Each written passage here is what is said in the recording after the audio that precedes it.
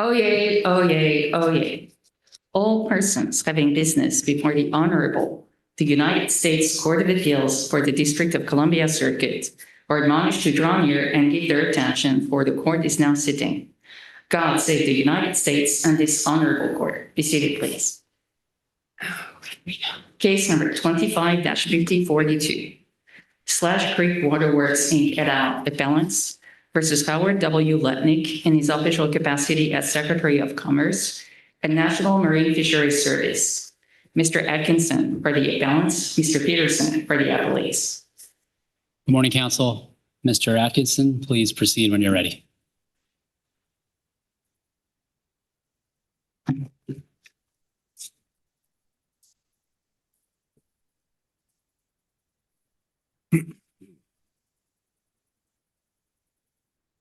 Thank you. Good morning. May it please the court. My name is Seth Atkinson, and I'm here on behalf of the plaintiff's appellants in this matter. So today, I'd like to walk the court through the AP Bell case and explain why that case deals with a different question of law than this matter does at hand. In our briefing, we set forth several options for how this court could deal with the AP Bell case, but we believe the best of those options is distinguishing it on the law, because essentially it ends up making far better sense of the case than any of those other approaches, and I'll get into why. I should note at the outset, I'm not planning on addressing timeliness or mootness. I think those are adequately covered in the briefing, but I'm happy to answer any questions you may have on those. So let's turn to the AP Bell opinion. If you have it handy, it's in the blue brief, page 45. It's not a problem if you don't. I'll help walk you through it. And if you have the reporter copy, it's on page 65, the reporter. So the main thing to notice here is this is a challenge to an overfishing limit.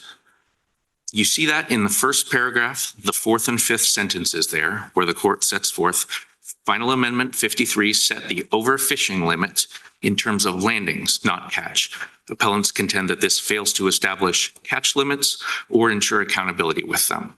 So as a refresher, an overfishing limit is one of several upstream numbers that can be used in the course of setting an annual catch limit. It's essentially a stopping off point on the numerical chain from the stock assessment and projections over to the final annual catch limit that is ultimately set. It also has another use under a different part of the statute, but that's not an issue in this case. From the perspective of 16 USC section 1853A15, the annual catch limit requirement, the main relevance of the overfishing limit is that it can contribute to the reasoning or basis of the annual catch limit that's ultimately set. So to be clear, the overfishing limit is not a statutorily required part of the annual catch limit mechanism, something the agency created through its regulatory guidelines, which do not have the force of law. It's kind of regulatory infill, if you will, a suggested step to help justify the eventual annual catch limit. So the court in AP Bell is explicitly resolving an argument about an overfishing limit. In those fourth and fifth sentences, you see that the plaintiffs were arguing that by setting the overfishing limit in landings only units, the agency had violated the statutory requirement for annual catch limits and accountability measures, so section 1853A15. But here's the thing. There's nothing in the statute that requires an overfishing limit to be used. And in some situations, it's not used at all. The annual catch limit is set a different way entirely, and that's fine from the perspective of the statute, so long as the catch limit ends up having a reasonable basis and is not arbitrary and capricious and so forth. So as a logical matter, if the statute doesn't require use of an overfishing limit at all, then it definitely doesn't require an overfishing limit to be set in one particular unit or another. And that's exactly where the AP Bell court goes in the following paragraph. You can see there's a few factual statements to start with, and then the fourth sentence there is really the key one. It says section 1853A15 requires only the establishment of annual catch limits and accountability measures such that overfishing does not occur. And then it goes on to say, it does not require the further step of setting an overfishing limit that more directly accounts for bycatch. So let's break that down. The first part of that sentence is essentially a reminder to the reader that the statutory requirement here is for annual catch limits and overfishing. So that, I'm not for overfishing, excuse me, annual catch limits and accountability measures to prevent overfishing. That's what the statute actually requires. And the second part of that sentence is the holding and the observation that the statute actually doesn't require anything in particular of an overfishing limit. So it's the first part there is setting forth this is what the statute actually does require. And the second part of that sentence is saying with respect to an overfishing limit, it doesn't require anything at all. So this case is one in which the panel resolved a challenge to an overfishing limit. And its holding is that under section 1853A15, the agency is not required to do particularly anything vis-a-vis the overfishing limit if it is used at all. And that's sensible enough. We believe that's the best reading of AP Bell because that's what the text of the opinion actually says when you look closely. And as a consequence, it's completely distinguishable from the case at hand.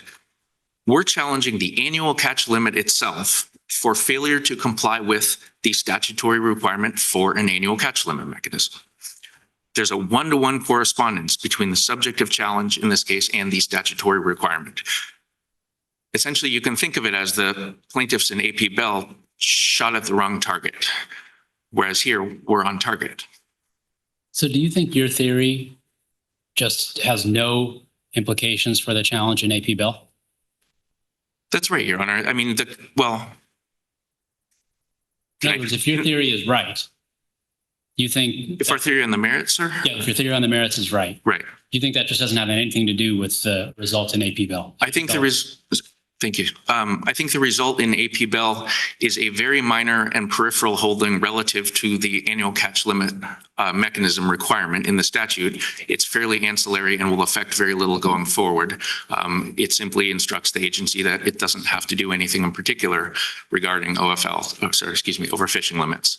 I think our case deals with a very central concept of what the agency has to do under the annual catch limit mechanism, like what the annual catch limit mechanism actually has to look like. So that's a very big question on the merits, whereas the AP Bell case was dealing with a small and fairly unimportant. But could the agency continue to do what it did in AP Bell vis-a-vis what you say is a distinct issue that was presented there, even if your theory on the merits prevails? I see what you're saying, sir.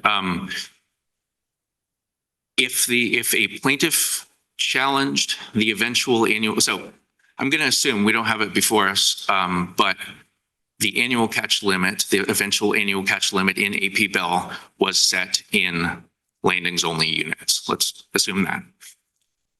If a plaintiff, and I'm also going to assume there is a non-trivial amount of dead discards in that fishery, so that is an incomplete annual catch limit.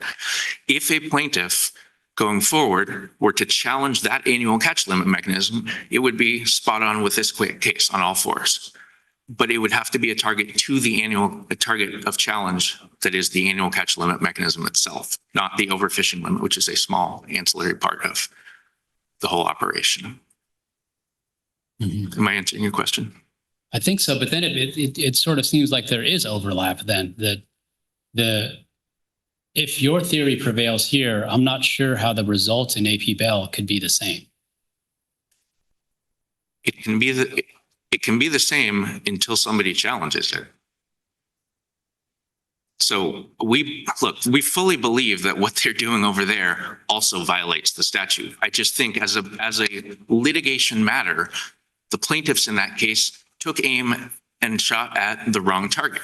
They shot at the overfishing limit, which the statute doesn't require anything of. If they had gone after the annual catch limit mechanism itself, then the holding of the court would have to logically be relative to an annual catch limit mechanism vis-a-vis the statutory requirement. That's what we're doing here. They essentially missed in that case. Is that making sense? I think I understand the argument. Got it. So there's a second reason I'll blaze through here why we think this is the best reading of AP Bell, and it's more based on amity or avoidance. The reading I just gave you of that case is one in which the court's resolving a narrow question, precisely the one that was presented to it, nothing more, and it comes out correctly on the merits. There's in fact nothing in section 1853A15 that requires anything in particular of an overfishing limit. There's a broader reading of AP Bell, one in which the court holds that, as defendants say in their brief, page 36, the act only requires the agency to set an annual catch limit that it determines will prevent overfishing. So to paraphrase, if we believe overfishing will not occur, our job is done. That's their takeaway. That's their read of AP Bell. If this were the holding of AP Bell, it would mean first that the court went well beyond the actual claim at issue in that case, and that it got the statutory interpretation of section 1853A15 completely wrong. And we went in our briefs into detail about the text structure and history, so I won't recap that here. I'll just use a simple analogy. But the annual catch limit requirement is it's very similar to the requirement of filing a tax return. It's a requirement to use a particular mechanism or structure for the purpose of vindicating a wider substantive mandate. In the case of taxes, it's to ensure taxes owed are paid. In the case of annual catch limits, it's to ensure that overfishing is prevented. And reading this type of requirement as an outcome-based provision turns it completely on its head. It'd be like saying, as long as you think you've paid the right amount of taxes, you don't really have to worry about filing a tax return. That's not how it works. Right? Congress made clear that tax returns and annual catch limits are a freestanding requirement, independent from the underlying obligation to pay taxes or avoid overfishing. And more specifically, tax returns and annual catch limits are how the underlying requirement gets fleshed out, defined, and operationalized. They're structures that Congress ordered to be used for that purpose. It would be a bad misreading of 1853A15 to miss this. So if you consider those two possible readings, one is a narrow reading in which the court got it correct on the merits, and the other is a very broad reading where the court got it very wrong on the merits. I'd submit to you that as a matter of comedy and respect to the prior panel, and maybe some kind of avoidance principle, this court should adopt the narrow reading in which the court gets it right. I see I'm also out of time, so. Make sure my colleagues don't have additional questions for you. I do. So, Mr. Atkinson, taking it from where you've led us, we're back to then to A15, pure and simple, and a plain statement of your claim at that point is, I take it that what the agency has done here does not constitute setting an annual catch limit sufficient to prevent overfishing. That's right, Your Honor. The annual catch limit requirement indeed requires a limit on the catch annually. And it says that in the text. It's implied in the structure because it's necessary to limit all the catch. Go ahead. But as the previous court also said, catch itself is not defined in the statute, correct? It's not, Your Honor. It takes its plain meaning here. And in the world of fisheries, catch always means catch. It's landings, dead discards. A dead fish is a dead fish. The agency, in fact, in its own regulatory guidelines, which are not binding, but it says in exactly that, catch is all catch. And everybody knew that at the time, Your Honor. And it has to be all catch, because if the goal is, if this mechanism is to operate to prevent overfishing, overfishing can be caused by dead fish writ large. It doesn't have to be landed fish. It doesn't have to be dead discards. Any dead fish, right? All dead fish count towards overfishing. So if this mechanism is to achieve its goal of preventing overfishing, it has to encompass all the catch in the fishery. It's like a budget, Your Honor. I think you said in your brief that if there were a strict relationship between landings and byproduct, bycatch, then there would be no necessity to get into anything other than landings, right? But then you said empirically there is no such strict relationship. Right? But suppose then the agency says, well, the relationship varies, so we can see that, you have the data, but it's simply impractical to do more than shoot for something that we hope will work, measured in landings, and we can course correct as we go from year to year. Understood, Your Honor. So the question essentially is about what if it's difficult to deal with dead discards? Can we just use landings as a proxy or as the main part of the catch limit and go forward like that? Fair enough. So this statutory requirement was passed into law 20 years ago. At that time, Congress gave the agency between 3 and 4 years to implement it. They provided funding for the necessary science, management, technical overhauls that were needed. Everybody knew this was a big deal at the time. It's the single biggest amendment in the Act's 50-year history. And this now has been 20 years since that amendment passed in that fishery, and they're still not doing it. On some level, Your Honor, it's the statute says it, so do it response. It's really not complicated. Is it your position that the agency is incorrect in saying that the problem of measuring discards by recreational fishermen is such that that there's no way to do it? Your Honor, we have no position on the different data sources relative to recreational dead discards. The statutory requirement is very clear here. The text, structure, history all line up. This is a required mechanism the agency has to use, and it becomes ineffective when any non-trivial amount of catch is excluded from the mechanism. It's like a budget. It's like your household budget. If you have a budget and it only covers cash expenditures, that's not going to be an effective budget if you have any appreciable credit card spending. So this was known at the time. Congress provided funding and a long runway for implementation. So it's an unambiguous statutory requirement. I don't remember seeing anything in your account of the evolution of the statute suggesting that the Congress understood that the measuring the bycatch was so challenging. No, sir, there's not a specific reference in the legislative history to recreational bycatch. Everybody understood that when you're talking about annual catch limits, you're limiting all the catch in a fishery. So this was a very broad requirement that was going to apply to all federal fisheries around the nation. Fisheries vary radically from region to region, even from fishery to fishery within the same region. So each is going to have its own unique problems. And the issue of implementation, in fact, was discussed heavily at the time. And Congress heard the arguments that this would be difficult. It was going to be hard. It was going to take time. We're not sure if we can do it. And they explicitly rejected that. They said, this will be a requirement going forward. Here's the money. Here's the time. Now go do it. So you're right. It doesn't say explicitly in the legislative record about recreational dead discards, but that was part of the general implementation discussion at the time. But if can I follow up on Judge Ginsburg's questions for a second? So if it were taken as a given that a limitation on landings has the effect of limiting dead discards also, if you take that as a given, then would your challenge still exist, or would you be okay with a limit that's framed just in terms of landing, even though the statute talks about a mechanism for specifying annual catch limits? Understood, sir.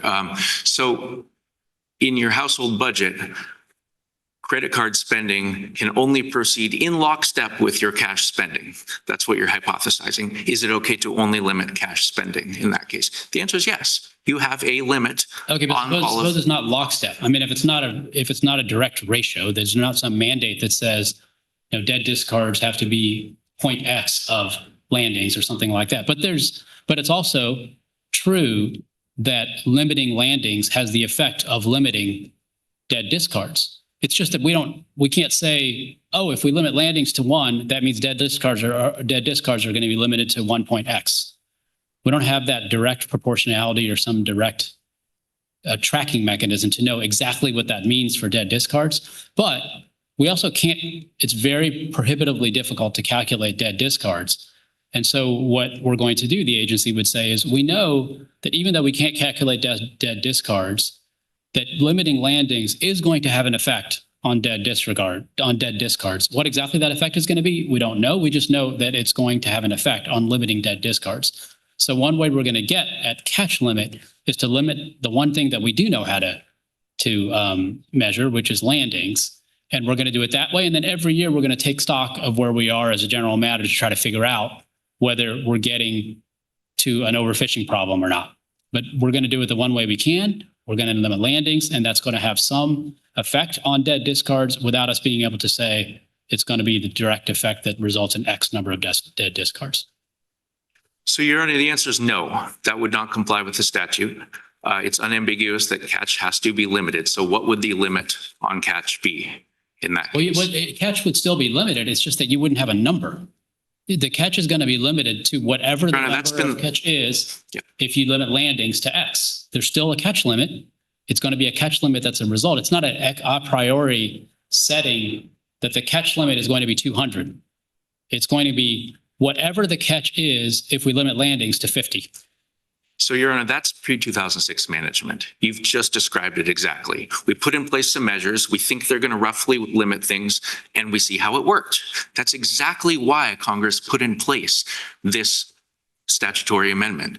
It's because under that system of essentially do your best and see how it came out, do your best, see how it came out, that was the only operationalization of National Standard 1. So under the Act, National Standard 1 has prohibited nominally overfishing from the get-go. For those first 30 years, what you described was exactly the management pattern. The managers would adopt a bundle of management measures, say, we think this is going to limit catch enough to avoid overfishing. We'll check in on it next time we know, and we'll adjust it if not. And we'll check in again, we'll adjust it if not. That led to chronic overfishing, and it's documented very well in the legislative history here that that's what Congress was saying no to. You need an actual Was there at that mechanism. time a limitation on landings? An overall limitation on landings that was imposed In some fisheries, yes. in individual fisheries? And that Yeah, was from place to place. by whom was that imposed? The agency, sir. Or am I not The understanding agency your cap question? on a In some cases, absolutely. And in other cases, there was no explicit cap, but it was, again, we set some measures, see how they worked. The see how it worked and try again approach is precisely what annual catch limits was intended to displace. It's a structure that the agency has to walk through on an annual basis to ensure that it's constraining catch prospectively, proactively, instead of this in hindsight, how do we do? Okay, we'll try again approach. So that's exactly it. And just to your question, Your Honor, I'd push back a little bit on the difficulty of doing this. There are ways, there are numbers for recreational dead discards. The agency absolutely has them. There are ongoing new efforts to generate better numbers. What you see in the record here around Amendment 43 and those letters to and from the science director and the regional administrator, I hesitate a little bit to say, but we're a product of the political moment in 2017 under a new administration that wanted to sort of ease what it saw as regulatory burdens. That was a moment in time. The agency it has numbers on dead discards. It continues to use them in stock assessments and other purposes. So these numbers exist, and there are ongoing efforts right now to improve them. And that's exactly So what the the numbers statute. that, Mr. Ashton, these are, when they say the numbers exist, these are the numbers that are based on the recollections of recreational fishermen. Is that correct? That's correct, Your Honor. It's a, So well, they can determine that those numbers are unreliable. They exist, but they're not worth anything. that's, thank you for the question. That's not actually true, Your Honor. Those numbers are worth something. It's a multi-pronged survey that generates those numbers. There is an interview component. There is now it's an internet-based survey component. There's dockside intercepts. So they collect information in multiple ways that get integrated into the results of this multifaceted survey. And I had a second thought and I just lost it. I'm sorry. Well, maybe you can give it to us in rebuttal if you have it. Yeah. Let me make sure my colleagues don't have additional questions for you at this point. We will give you some time for rebuttal. Okay, thank you. Okay, we'll hear from the government now.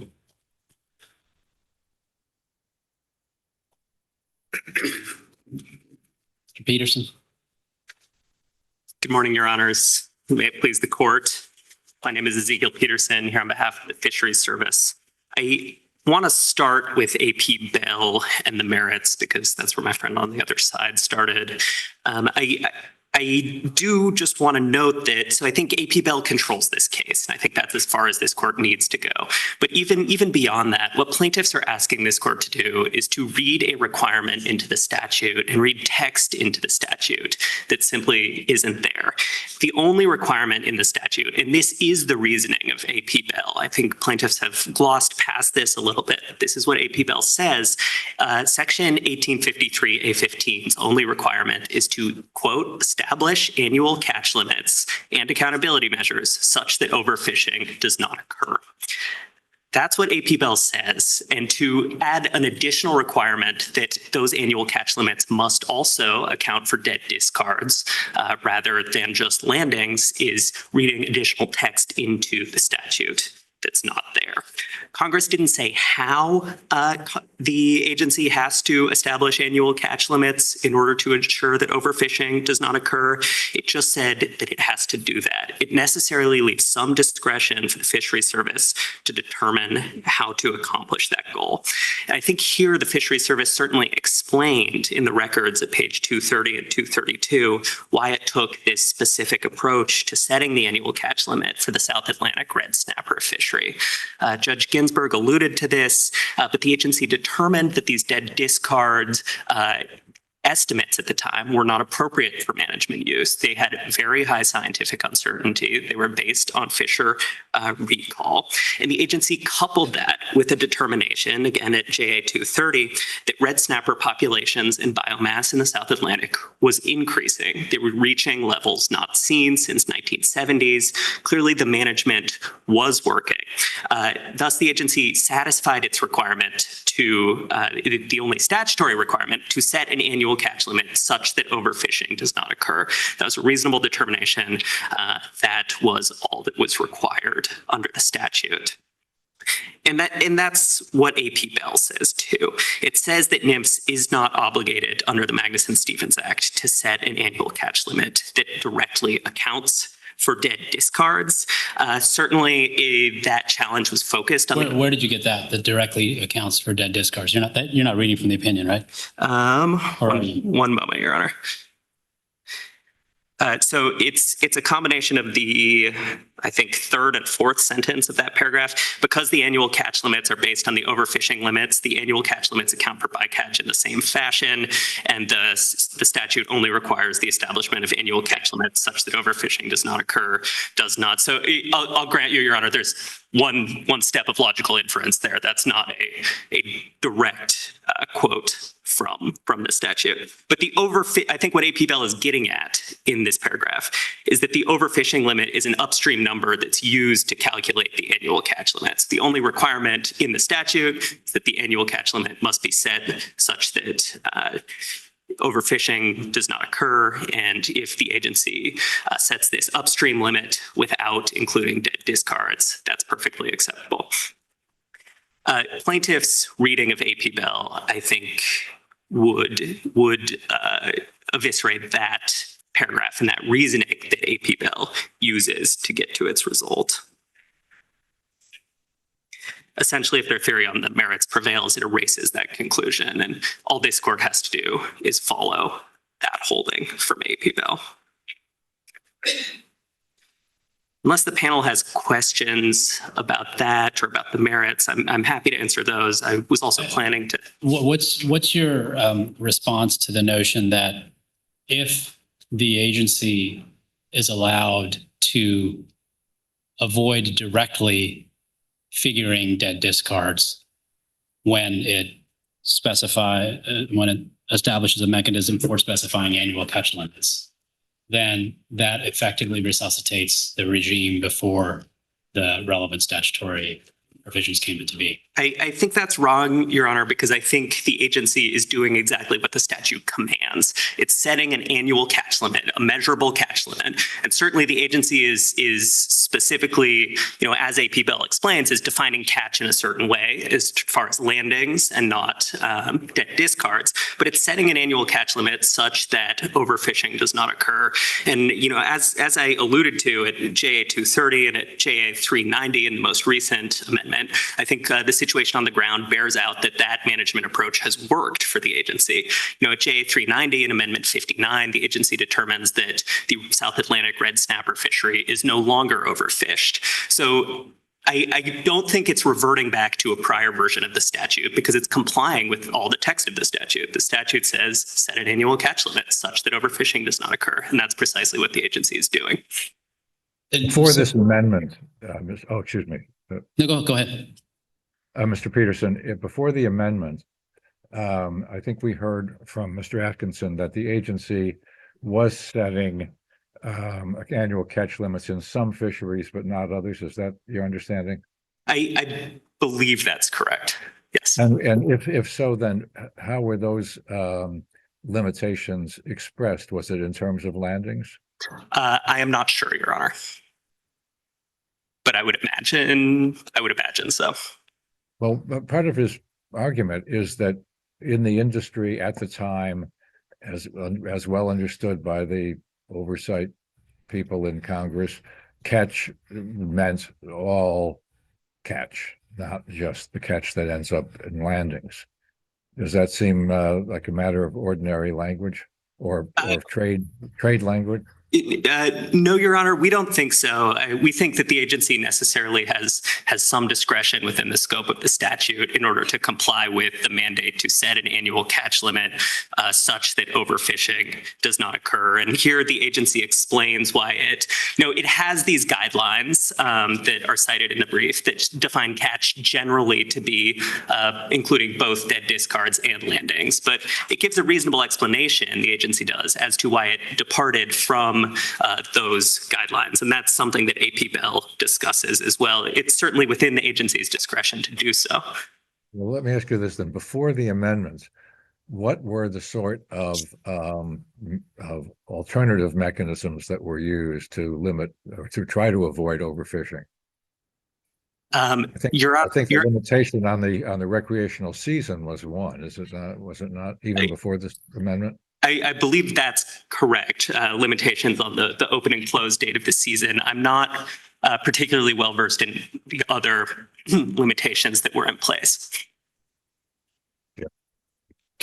So do you think that the agency would satisfy the statutory mandate to establish a mechanism for specifying annual catch limits, even if the limit that's specified is cabins to landings, and a limit on landings has no effect whatsoever on the number of dead discards? I think the agency has to make the determination that doing so would be acceptable such that overfishing does not occur, because that's the statute. I understand that. Yes. So it's a limit on landings. The agency says we're going to limit landings.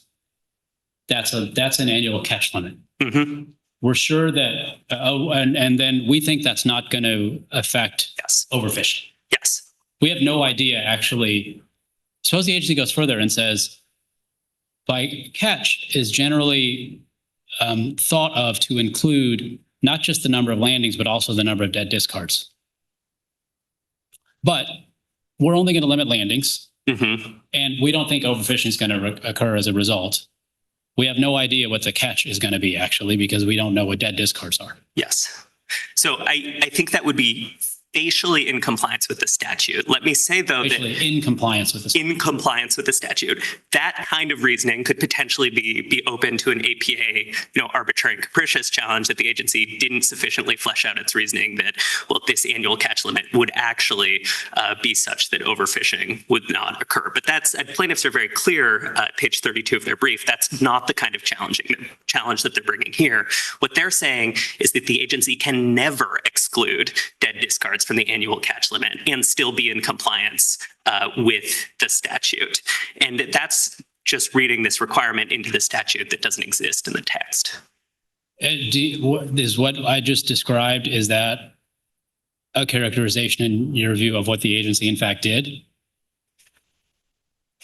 Your Honor, I think the agency here has a more fulsome record of why specifically it does not expect overfishing to occur and why dead discard estimates are inappropriate for management use at JA 230 and 232. So there's more in the record than your explanation.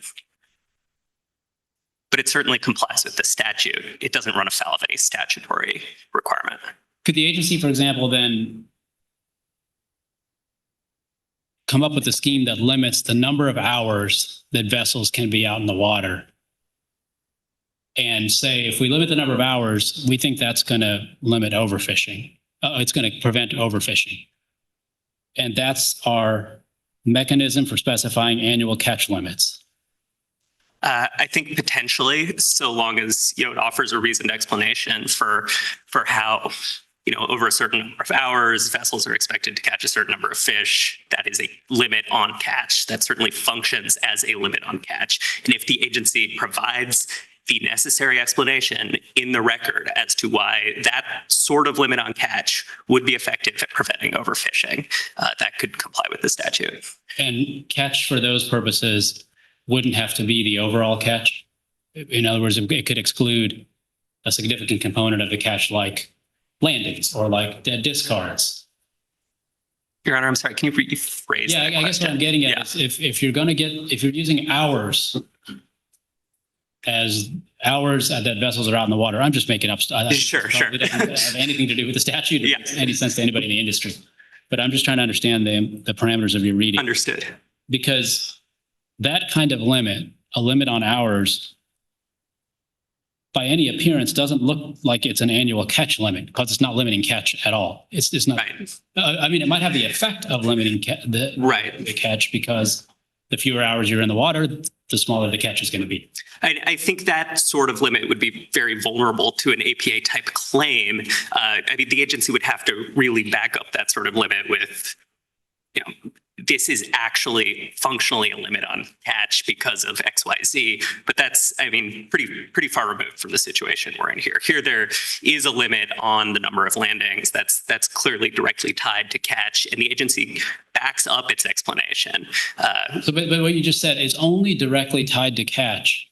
The landings is only directly tied to catch if landings has some relationship to dead discards. Yes, Your Honor. It is tied to the entire red snapper mortality if there's some relationship to dead discards. That's correct.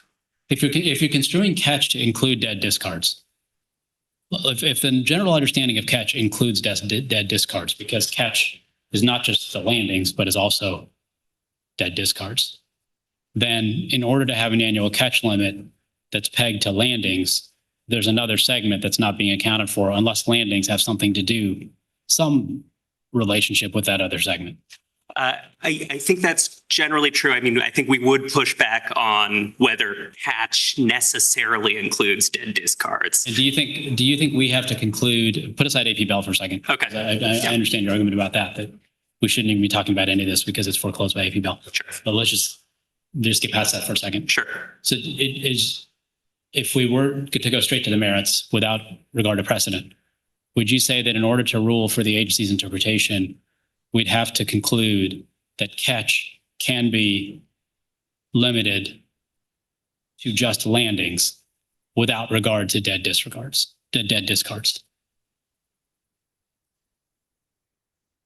I think you would have to conclude that. Yes, Your Honor. That's your understanding of what the agency did, and your argument is that. That's our understanding, because in Amendment 43, and again, I should just put a pin in the fact that this whole management system has changed now that we have Amendment 59. But in Amendment 43, the agency said dead discard estimates are unreliable. They're based on very small sample sizes. They're not appropriate for management uses. We've seen this increase in red snapper biomass. It's the highest it's been since the 1970s. So we're going to put aside dead discards for now, set a limit in terms of landings, which is something we can actually on the water effectively manage for, and we will still expect to prevent overfishing. I see my time's up. Unless the panel has any questions about the merits or any threshold issues, ask this court to. I have one question. I'm sorry. Oh, please. Very quickly on one threshold issue. That Sure. you raised. So the timeliness question. Yes. Does the government think that's a jurisdictional limit? No, Your Honor. We think that the court can do what the district court did and assume hypothetical statutory jurisdiction to reach the merits. Oh, but I think that's different. Okay. Assuming hypothetical statutory jurisdiction seems different to me than saying that the timeliness requirement is not a jurisdictional requirement. We don't think, I think in light of the most recent Supreme Court precedent. There's nothing that would suggest this is a jurisdictional statute of limitations. Yeah. Okay. Well, Mr. Peterson, why would we get into that if the statute on its face makes the filing timely? As the Ninth Circuit and Fourth Circuits decided. So, Your Honor, as to the timeliness issue, it's certainly the case that the statute under the 1990 amendments allows for the challenge of regulations and the challenge of actions taken under regulations. And it's undisputed here that the 2023 and 2024 temporary rules were actions taken under Amendment 43. But that language was added specifically to this result case, that Fourth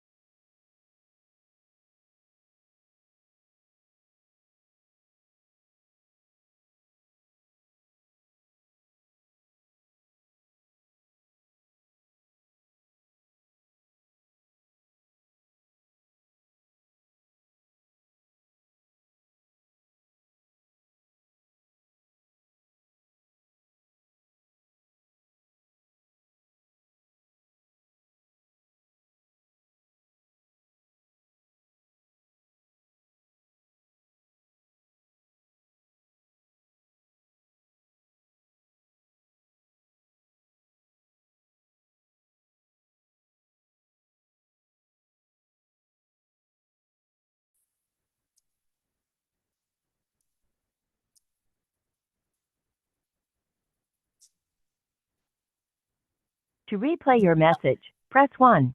To continue recording, press 2. To delete and re-record your message, press 3. For delivery options, press 4. To send a fax, press 6. To cancel. Judge Ginsburg, are you able to hear me? Yeah. Yes, I hear you. Thanks. Perfect. I believe I hear you through Zoom. I'm going to disconnect your phone just so we don't have any feedback. Are we going into the conference or not?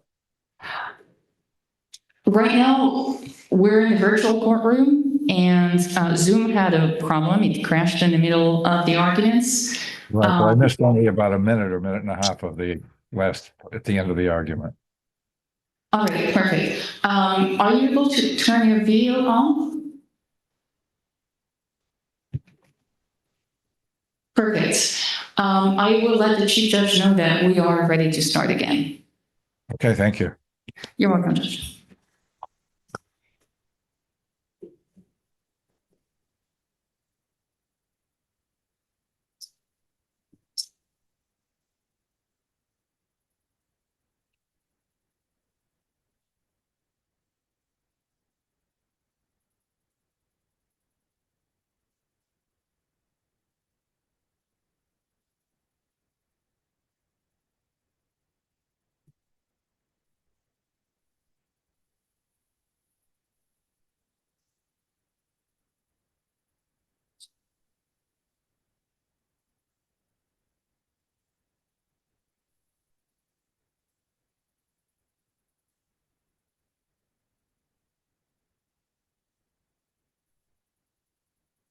Stand, please.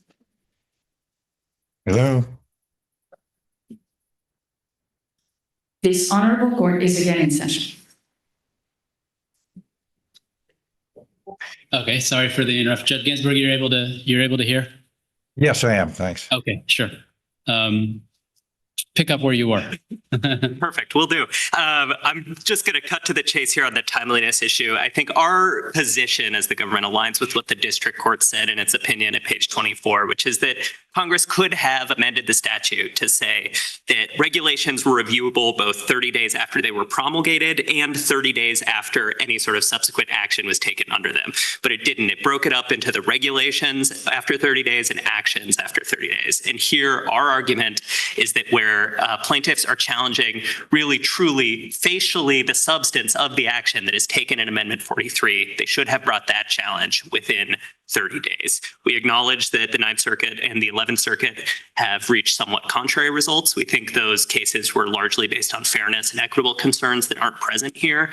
But our argument is that this court or this claim should be barred by the 30-day statute of limitations, unless the court has any further questions. No, I think that that is not the most literal reading of the statute, though. Go ahead. Yeah, fair enough, Your Honor. And to the extent the court disagrees with us on the statute of limitations, the merits we think are clear that AP Bell controls here, so the court can decide this case on the merits. Thank you. Okay, thank you, counsel. Thank you, Your Honors. Mr. Atkinson, we'll give you 3 minutes for a rebuttal. Thank you. Judge Ginsburg, Your Honor, I remembered what I was going to say. You were asking about dead discard data. In fact, they are used regularly every stock assessment as inputs to the stock assessment. So they are in fact usable, valid data points. They're used to evaluate the health of the stock. So that's where we were when we left off. So I just want to refocus here a bit on, in this fishery, landings have almost no impact on the stock's overfishing status. Dead discards comprise 90% of catch and for years have been the driver of overfishing, including under Amendment 43. The only reason overfishing has nominally stopped since this last action in Amendment 59 is because the agency used that action to jack up the safe level of fishing. So it's not that the fishing rate has actually stopped at all. They've just raised the threshold, so now we're under it.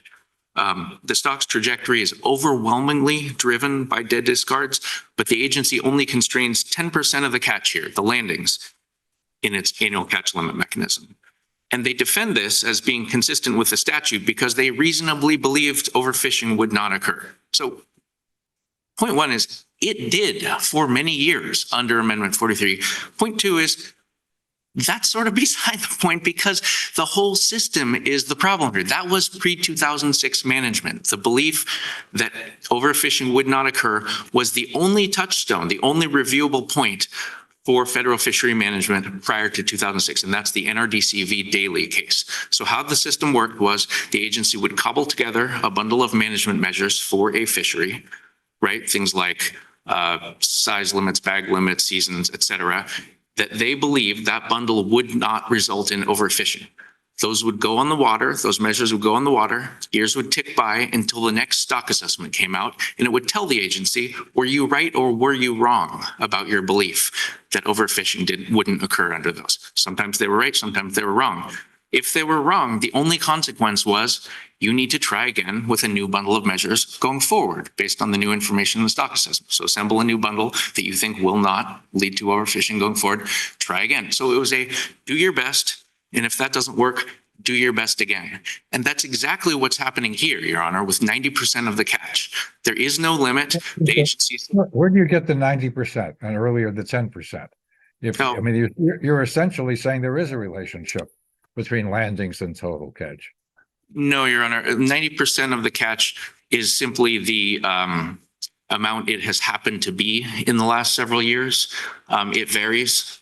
It has increasingly grown and grown and grown. Dead discards and landings as a proportion of total catch have shrunk over the past several decades. The 90 and 10% figures were from, we cite in the briefing where they were from. They were, I think, referring to the years 2021 to 23 or something like that. But it was a moment in time. That's what it happened to be. And you accept that percentage is roughly correct. Yes, Your Honor. And it's so how was that determined? How was that determined? By the very numbers, Your Honor, that you were questioning whether they were useful. Those numbers show the amount of dead discards in the fishery, and the landings numbers come from a different source. So those are the recollections and so on. I'm sorry, Your Honor? Those are the recollections of the recreational fishermen and so on, correct? 90%. That's right. I mean, it's from MRIP, Marine Recreational Information Program. It is a multi-pronged complex survey that the agency runs nationwide with regional variation. It has many steps involved and different components. Some of them involve asking anglers about their recollection. That's right. But it produces, at the end of the day, estimates of landings and dead discards from the recreational fisheries. Did the council do that in the relevant years here? That has always been run, Your Honor. It's run by the National Marine Fisheries Service nationwide. So you say then those numbers are available. The agency could have used them. That's correct, Your Honor. And what would they show? 90% or roughly? Yes, Your Honor. They would show a very high level of fishing mortality, the vast majority of which is due to dead discards in this fishery. Okay, thank you. Okay, make sure my colleagues don't have additional questions for you. Thank you, counsel. Thank you to both counsel. We'll take this case under submission. This honorable court and adjourned until Tuesday, January 13th, 30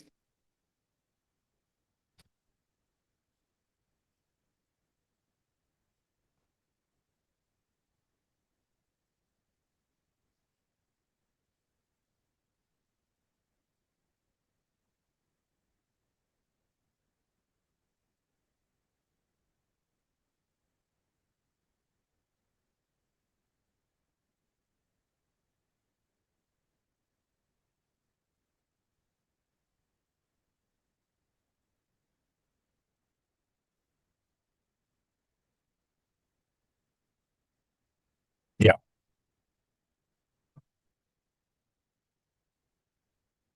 Yeah, I'm not sure whether, do I rejoin this yet again, or I think it's just audio for the conference.